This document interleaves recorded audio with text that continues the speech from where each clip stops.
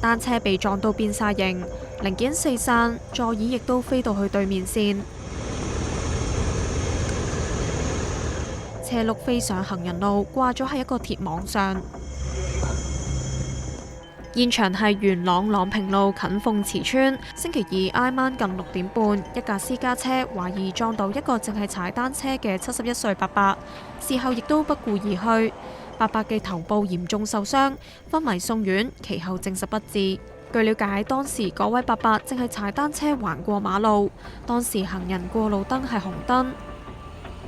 現場亦都留低咗一個車牌同埋奧迪私家車嘅標誌。